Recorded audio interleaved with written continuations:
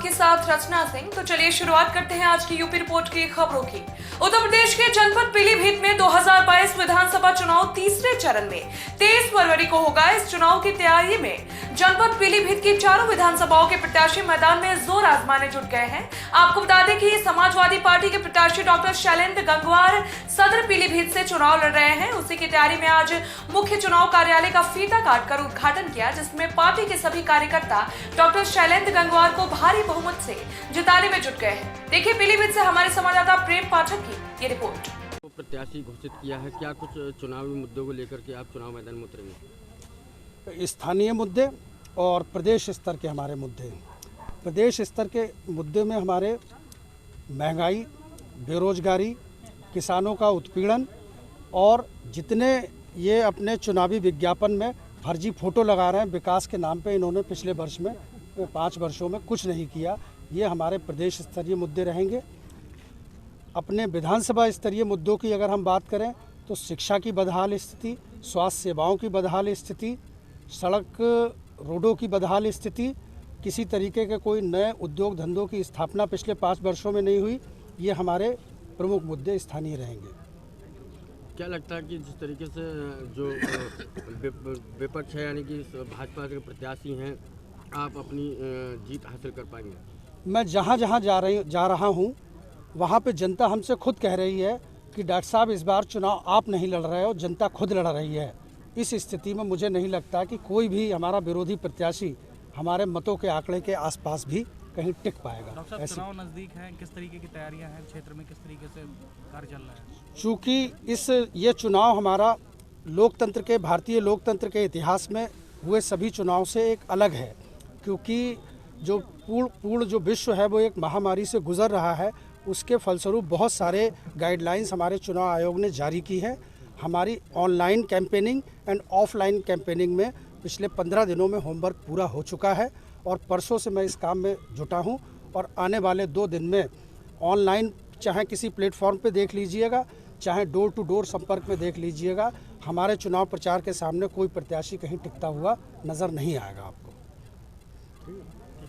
Maharaja Agrasen school में कार्यकर्ताओं को संबोधित करते हुए भाजपा विधानसभा प्रत्याशी मीनाक्षी सिंह के लिए वोट मांगे, साथ ही विपक्ष पर निशाना साधते हुए बोले कि पहले की सरकार में गुंडे माफिया मौज करते थे, लेकिन भाजपा की सरकार में माफियाओं के घरों पर बुलडोजर चलता है। माफिया जान की भीख मांगते हैं। डबल इंजन की सरकार ने ऑक्सीजन उपलब्ध कराकर लोगों की जान बचाई है। सरकार की मेहनत से 26 करोड़ कोविड वैक्सीन डोज लेने वाला पहला राज्य यूपी है। कोरोना की तीसरी लहर खतरनाक नहीं, लेकिन सुरक्षा और बचाव जरूरी है।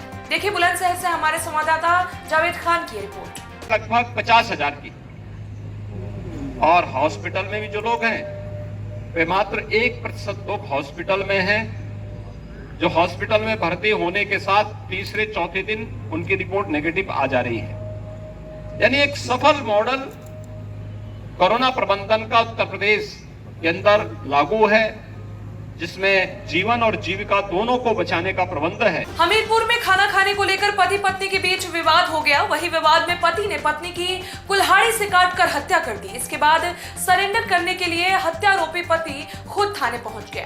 हालांकि पुलिस ने अभी गिरफ्तारी से इनकार किया है। पूरा मामला जरिया थाना क्षेत्र के चडौल गाँव का बताया जा रहा है। देखिए हमीरपुर से हमारे संवाददाता नाजिया की रिपोर्ट। हमारे भाई का लड़ा झगड़ा हो गया रात में, तो उसने मार दिया। किसने किसको मार दिया? भाई ने भाभी को। किस बात को लेके झगड़ा हुआ था? वही खाना पीना मत दे। क्या हुआ, हत्या कर दी? हाँ हत्या कर दी। कौन सी चीज पे मारा है? कौन सी चीज पे मारा है? कुल्हाड़ी से। कब की घटना है ये सर करीब 2 बजे रात की है। अच्छा, 2-3 बजे की मतलब आज तड़के। हाँ यहाँ पोस्टमार्टम के लिए लाए हैं। हाँ। झगड़ा किस बात पे हुआ था, किस बात, क्यों मार दिया? अब भाई मियाँ बीवी का झगड़ा है, मतलब हम कौन सा मौजूदा थी रात में। अच्छा, घर की झगड़ा की बात है। अब जैसा भी होगा उनका। आप लोगों को कब जानकारी हुई? हमें तो सुबह उसी ने बताया। पकड़ा गया? हाँ पकड़ा बंद, उसने इकबाल भी कर लिया है। इकबाल कर लिया। अच्छा, की मैडम हमारा। हाँ। देश की मोदी सरकार किसानों की आय दुगनी करने के लिए अनेक योजनाएं लागू करवा रही है। साथ ही उन्होंने सरकार में आने से पहले घोषणा पत्र में किसानों की आयु दुगनी करने का वादा किया था, लेकिन हालात इतने ज्यादा बदतर है कि दुगनी तो छोड़िए, किसानों को अपनी उपज का मूल्य ही मिलना दुश्वार हो रहा है। ऐसा ही एक मामला आज रायबरेली के कलेक्टर परिसर में जिला अधिकारी कार्यालय के पास उस समय देखने को मिला जब ट्रैक्टर ट्रॉली पर धान लेकर एक किसान डीएम की चौखट पर पहुंच गया। पीड़ित किसान का आरोप था कि हमारे धान को खरीदने के लिए क्रय केंद्र प्रभारी द्वारा 10% काटा जा रहा था। जब किसान ने इसका विरोध किया तो उसे वहां से भगा दिया गया, साथ ही उसे धमकी दी गई कि जिससे शिकायत करनी है कर लो। वहीं जब मामला उच्च अधिकारियों के संज्ञान में आया तो आनंद फानन सिटी मजिस्ट्रेट मौके पर पहुंचे और उन्होंने किसान को उसकी उपज का मूल्य दिलाने का वादा किया। देखिए रायबरेली से हमारे संवाददाता अफसार वारिस की रिपोर्ट। रणजीत कहाँ आए? कलेक्टेड। क्या मामला है? मामला है कि हम धान 3 दिन से घूम रहे हैं लिए और सचिव ने भेजा यहाँ जमालपुर राइस मिल, तो वहाँ तौल नहीं रहे। क्यों? क्योंकि हम 10% काट रहे हैं, हम कटा नहीं रहे इसके लिए। 10%? हाँ। मतलब कितने पे 10%? मतलब पूरी तौल में 10%। क्यों 10% काट रहे हैं? फराहा। हाँ। तो आपने बताया कि यहाँ हम लोग को किसानों को सरकार ने नहीं, जितना जायज है उतना लिया जाए, जितना निकले उतना लिया जाए। कितना जायज है? अरे जितना निकले उसमें फराहा नहीं साफ करा लिया जाए। से खड़े थे आप? 3 दिन से। अभी तक नहीं काम हुआ? नहीं हुआ। तो अभी कहाँ आए? पहले समित में खड़े थे, तो वहाँ से चिट्ठी लिख के भेजे हैं जमालपुर राइस मिल। अब कहाँ हैं? जी अभी कहाँ हैं? कलेक्टेड आए। मुलाकात हुई किसी से? नहीं हुई। नहीं। यूपी की रायबरेली में 26 जनवरी से देसी शराब पीने से शुरू हुआ सिलसिला रुकने का नाम नहीं ले रहा है। जिस ब्रांड को पीकर लोगों की मौत हुई थी, दुकानदारों ने उस ब्रांड को ठिकाने लगाने के लिए मिल एरिया थाना क्षेत्र के रूपा मऊ गांव के पास फेंक दिया था। इसे कुछ ग्रामीणों ने उठा लिया और उसका सेवन किया तो कल 4 लोगों की हालत बिगड़ गई, जिनका उपचार जिला अस्पताल में शुरू कराया गया। उनमें से अभी 2 लोग अस्पताल में इलाज करा रहे हैं, लेकिन इसी बीच गांव के एक व्यक्ति की हालत बिगड़ी और जब तक उसका उपचार किया जाता उसकी मौत हो गई। अब तक शराब के सेवन से 12 लोग अपनी जान गंवा चुके हैं। वहीं प्रशासन ने इस मामले पर चुप्पी साधी हुई है। देखिए रायबरेली से हमारे संवाददाता आलम कादरी की रिपोर्ट। आपका? हमारा नाम राम खुशी मौर्य। कहाँ रहते हैं और यहाँ क्या घटना हुई आज?